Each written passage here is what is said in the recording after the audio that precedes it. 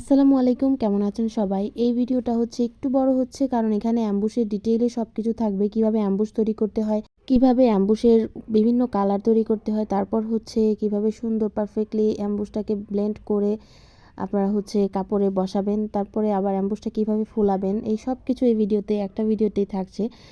আর এখানে আমি চেষ্টা করব একদম যথেষ্ট ডিটেইলিংয়ে ভিডিওগুলো দেওয়ার জন্য, ভিডিওতে সব কিছু খুঁটিনাটি বিষয় বলার জন্য। এরপরেও যাদের যাদের কাছে মনে হবে যে আপনি এই ভিডিওতে কিছু কিছু জিনিস গ্যাপ থাকছে, আপনার ভালোভাবে শিখতে পারছেন না, বা আপনি যদি একদম পার্সোনাল মনিটরিংয়ের মাধ্যমে হচ্ছে শিখতে চান, তাহলে আপনারা আমার হ্যান্ড পেইন্টের কোর্সে ভর্তি হতে পারেন। আমার হ্যান্ড পেইন্টের সেকেন্ড পেজ কিন্তু খুব শীঘ্রই শুরু হয়ে যাবে। এটার এখনও ডিক্লেয়ার দেই নাই, তবে সিট যেহেতু আমার হ্যান্ড পেইন্টের কোর্সে একটা লিমিটেড সিট, আমি চাই প্রত্যেকটা মানুষকে আলাদা আলাদাভাবে শেখানোর জন্য।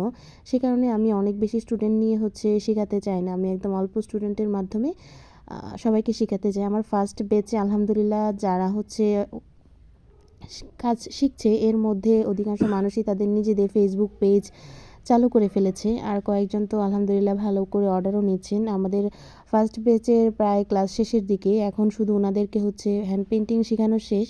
এখন শুধু ওনাদেরকে আমি অন্যান্য কাজ যেরকম হচ্ছে খুঁটিনাটি একটু ব্লকের কাজ দেখাবো, তারপর হচ্ছে স্ক্রিন প্রিন্টের কাজ দেখাবো, একটু টাইডাইয়ের কাজ দেখাবো। এগুলো জাস্ট আমার কোর্সের হচ্ছে ওনাদের জন্য একটা বলা যায় যে ভালোবেসে শেখানো আর কি। নর্মালি হ্যান্ড পেইন্টের কোর্সে এই সব জিনিসপত্র শেখায় না, কারণ ওনাদের সাথে আমার সম্পর্কটা অনেক আন্তরিক হয়ে গেছে, অনেক ভালো। ওনারা আমার অনেক মানে সুন্দর করে প্রত্যেকটা কাজ, হোমওয়ার্ক অনেক সুন্দর আগ্রহ নিয়ে শিখেছে আর কি, সেই কারণে ওনাদেরকে এগুলো শেখাবো।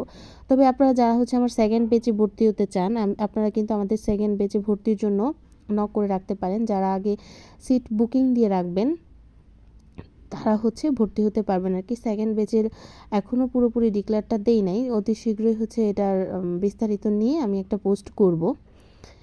আর এখানে হচ্ছে আমি অ্যাম্বুশের কথা বলি। এবার অ্যাম্বুশের ক্ষেত্রে প্রথমেই অ্যাম্বুশ 1 চামচ, তারপর হচ্ছে বাইন্ডার 1 চামচ, তারপরে এনকে 1 চামচ, আর হচ্ছে এই যে কালার, সাদা কালার, আমি এখানে সাদা কালার হচ্ছে ফ্লাওয়ার দিয়েছি, সাদা কালার ফ্লাওয়ার 1 চামচ দিয়ে আমি হচ্ছে ভালো করে এটা মিশিয়েছি। মেশানোর পর আমি হচ্ছে এই পাঞ্জাবিতে ফুলগুলো দিচ্ছি। পাঞ্জাবিতে ফুলগুলো দিয়ে তারপরে এখানে আমি অন্য কালার আবার অ্যাড করব। এখানে আমি আকাশি কালারের ছোট ছোট চেরি ফুল দিব। এখানে আমি সাদা রঙের বেলি ফুল দিয়েছি। এই পাঞ্জাবিটা কিন্তু আমি গত রোজার ঈদে ডিজাইন করেছিলাম, আর এইবার রোজার ঈদেও এটার চাহিদা সবচেয়ে বেশি।